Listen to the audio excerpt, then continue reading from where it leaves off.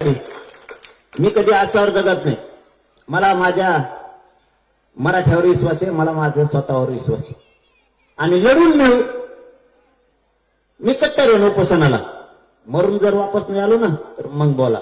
एक तर आरक्षण घेऊन येणे जाताना मरूनच येईल. मैदान सोडणार नाही. तसं मैदान सोडणारे अवलाद आपले. क्षेत्रीय मराठ्यांच्या कुळात वाढलो. क्षेत्रीय मराठ्यांकडे दोनच विषय असतात. मैदानात जर उतरलं विजयाचा टिळा लावून वापस यायचा नसता, मरून वापस यायचे. क्षेत्रीय मराठ्यांचं वाक्य. असा अर्ज सोडित नसतो. फळकोटा नाही परत. 1 वर्षभर केलं, 2-3 महिने केलं आणि बस झाला आता कव्हर करू. तुकडाच पाडणार आरक्षणाचा. अर्धवट नाही सोडणार. मी वेळ देऊ किती? काही लोकांना वाटत असेल यांनी सरकारसोबत चर्चा करावं, वेळ द्यावा.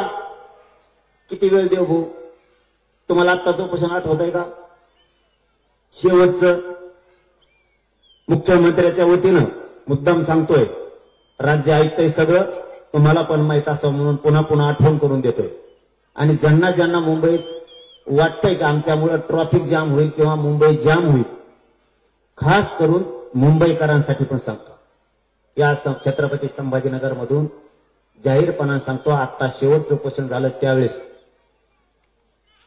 सुरेश धस साहेब आले होते आणि त्यांनी सांगितलं मला मुख्यमंत्र्यांनी पाठवलं. हे सगळे मीडियात आले. आत्ताच सरकार स्थापन झालंय. ऐका बघा, आत्ताच सरकार स्थापन झालंय. मी म्हणलं झालं की 1 महिन्याची वेळ घ्यावा. कारण त्यावेळेस 3-4 महिने झाले होते. 3 महिने. 1 महिन्याची वेळ घ्या. ते म्हणले नाही 3 महिन्याचा वेळ घ्या. आता सरकार स्थापन धरून 8 महिने झाले. म्हणजे त्यांना देतात 3 महिन्याचा वेळ, 6 महिने झाले. दुप्पट. मुंबईकरांना सांगणं आहे चूक आमची का त्यांची तुम्ही सांगा. गॅजेटियर तिन्ही पण हैदराबादच्या असं 11 महिने झाले. 11 महिने घेतलेलं. कधी लागू करायचं? काय त्याच्यात वाचण्यासारखं? तुम्ही जर म्हणता मला अभ्यास करायचा, मला वाचायचं, त्यात वाचण्यासारखं काय?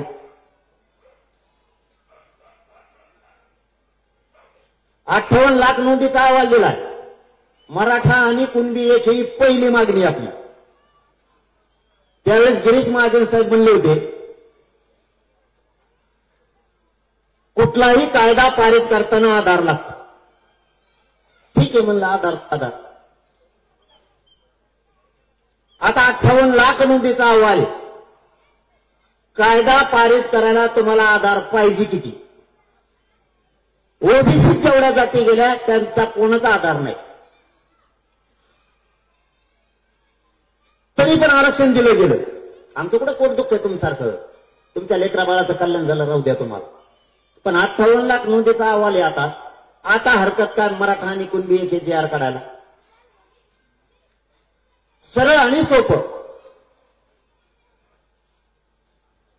प्रत्येक वेळेस दिला. वाशीतून आधी सूचना काढली सगळ्या सोयऱ्यांची, त्याला सुद्धा वेळच म्हणते. 1.5 वर्ष झालं. किती वेळ द्यायचा?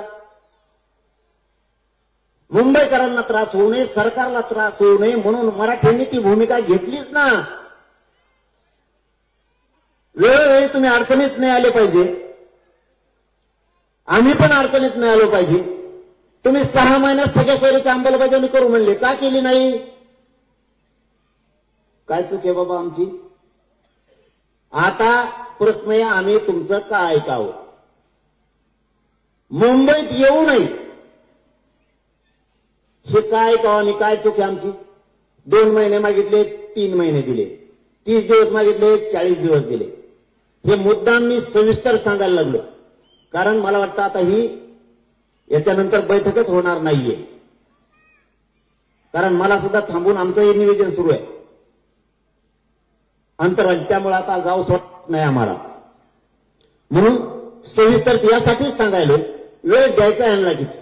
चूक दाखवा मला. तुम्ही आडमुठेपणा करायला लागले. चला समाजाचं ऐकतो. बरेच वेळ केलाय. पहिल्यांदा म्हणले गॅजेटियर नाहीये इथं, ते सत्य आहे. महाराष्ट्र सरकारजवळ गॅजेटच नाही तर लागू कुठून करते. ठीक आहे म्हणलं, काय केलं पाहिजे, जवळ घ्या. ते म्हणले तुमचं घेत नसतो आम्ही. आयला म्हणलं तापच झाला आता. म्हणलं मग शंभूराजे आले. ते म्हणले आम्ही हैदराबादला जाऊन आणतो. म्हणलं आणा.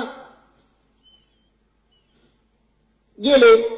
तिथला मुख्य सचिव म्हणे आम्ही तुमच्याकडे देत नसतो, कारण तुम्ही सरकार आहे, शासनाकडे आम्ही देत नाही, प्रशासन पाहिजे आम्हाला. झाला का गोळ?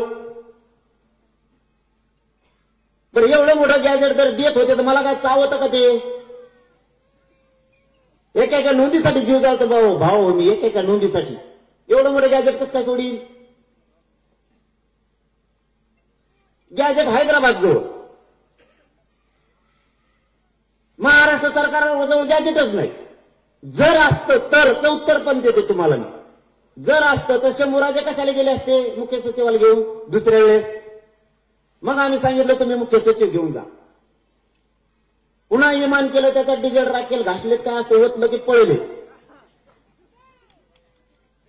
त्यांचा मुख्य सचिव, आपला मुख्य सचिव आणि शंभूराजे देसाई साहेब स्वतः आंतरवालीत येऊन त्यांनी सांगितलं 9,000 कॉप्या आम्ही अटेस्टेड करून आणल्या. आता काय अडचण आहे? तिथे एक शब्द वापरला होता, नुसतं गॅजेट आणि दस्तावेज आणून जमणार नाही. तिकडच्या सरकारनं यांना हस्तांतरित करताना जर अटेस्टेड करून दिल्या तर आपलं आरक्षण टिकल. म्हणलं अटेस्टेड करून आणा. मग शिक्के मारायला पेटा घेऊन जा आपल्या इकडून, त्या नुसते शिक्के दानादान. मग काय अडचण आहे? आणल्या म्हणजे दिल्या. पुन्हा काय घोळ झाला काय माहित नाही. 2 महिने म्हणले समिती स्वतः आणणार आहे. म्हणलं समितीला आण म्हणा. पुन्हा समितीला इमानाचा दणका तो ठेवला होता त्यांनी. पुन्हा समितीनं जाऊन आणलं. शंभूराजेने आणलेलं 13-14 महिने झाले आणि समितीनं आणलेलं 11 महिने होऊन गेले. किती दिवस अभ्यास करायचा? काय चूक आहे माहीत? मी नाही ऐकत. होऊ दे काय होतं ह्या बारी नाही ऐकत. मी मुंबईत घुसणार आहे. होऊ दे काय होतं. तुम्ही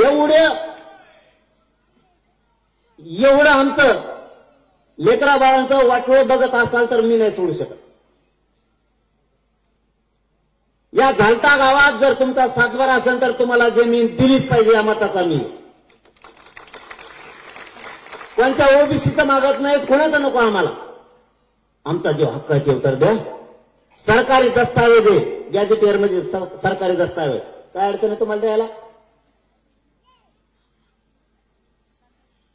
शाहूराजांच्या संस्थांचं, सातारा संस्थांचं गॅजेटियर आहे. पश्चिम महाराष्ट्र त्याच्यात सगळा बसतोय. अडचण काय तुम्हाला द्यायला? बॉम्बे गव्हर्नमेंटचं द्यायला तुम्हाला हरकत काय? कारण त्यावेळेचे शासक सुद्धा तेच होते. कोणाचा काय व्यवसाय आहे, कोण काय करतं याचा सगळा लेखाजोखा त्यांनी ठेवला होता. अडचण काय? तुम्ही असून जर देणार नसलात तर मग अवघड. याचा अर्थ असा होतो, जाणून बुजून आपल्या लेकरा बाळाचं वाटोळं करायला ते निघाले. याचा अर्थ दुसरा होत नाही. आता तुम्ही आणि आपण ठरवायचं, वाटोळं होऊन द्यायचं का आरक्षण आणायचं? कारण काय असतं लक्षात ठेवा,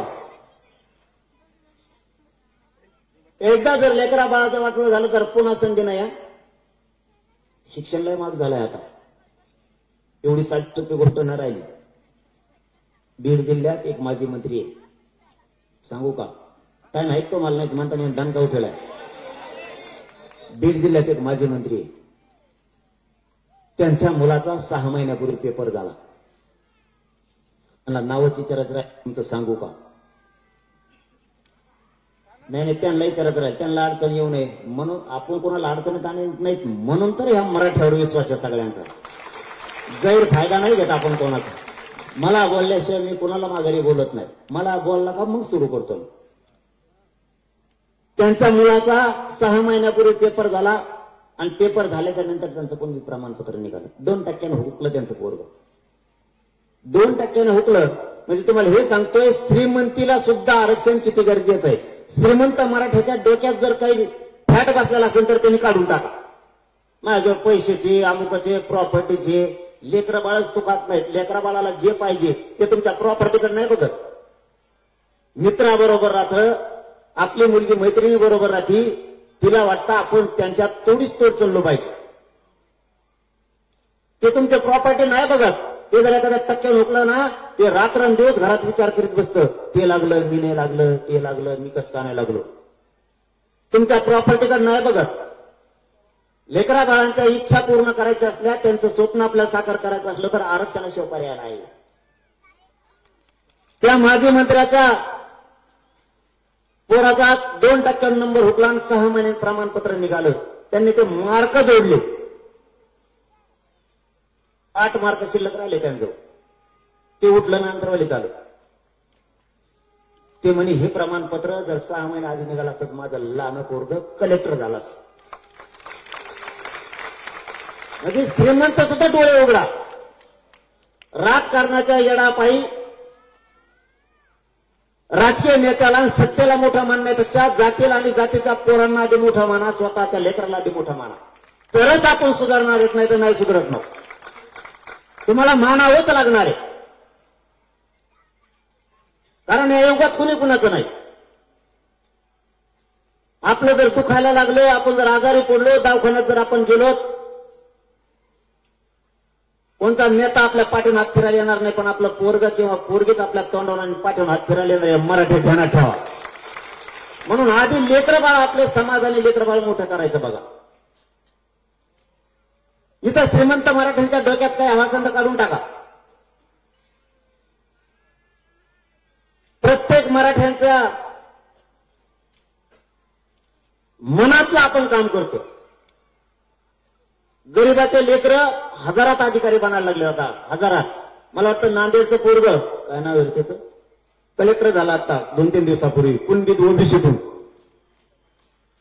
तुमच्या घरात तुम्ही श्रीमंत असाल, तुम्ही गरीब असाल, तुमच्या दारापुढं गाडी लागली पाहिजे लाल दिव्याची. सन्मान वाटणारे कॉलर टाईट करून चालणार तुम्ही रस्त्याने, कॉलर टाईट करून. तुमची मुलगी लाल दिव्यातून आली, तुमचा मुलगा आला, PSI झाला, तहसीलदार झाला, इंजिनियर झाला, MBBS ला गेलंय, BHMS ला गेलंय, MD झालंय. आपले पोरं हुशार असून सुद्धा जे पदे मिळवायचे ते आरक्षणामुळे नाही मिळू शकत. आपण पुढे जाऊन तुमच्या गाडीवरती महाराष्ट्र शासन नाव, भारत सरकार नाव काय चावत आहे काय तुम्हाला? तुम्ही जर श्रीमंत असताल तर तुमची उंची आणखीन वाढत. इथं शेती साध्य आहे ना. पाऊस येतो तर वर येतो, या काही की लगेच बंद होतो, मालाला भाव नाही, झालं नुकसान. खड्डा भरायला घरात सुद्धा कोणीतरी नोकरीला लागतं. म्हणजे इकडचा खड्डा इकडं आणि इकडचा खड्डा इकडं भरायची ताकद मराठ्यात तयार होईल. नुसतं शेती कसतो आपण, नुसती शेती कसतोय आपण, आणि रात्रंदिवस लेकरा बाळांचं स्वप्न बघतो. साहेब सोपं नका समजू. इथं पोराला किंवा पोरी जर फीस कमी पडली ना तर 50 जणांचे दार झिजावं लागते. 50 जणांचे दार. आई बापाला माहिती आहे जमीन कशी घाण ठेवायला लागते, कशी सोडायला लागते, कसा ऊस तोडावा लागतो, कसं कंपन्यात कामं करावं लागतं. लेकरा बाळाला उंचीवर नाही, नुसतं झोपत बसू नका. भूक लागली, उशीर झाला, काही जण लगेच घाड्याकडे बघायला लागले, जसं रोगाने आणून बसेल इथं.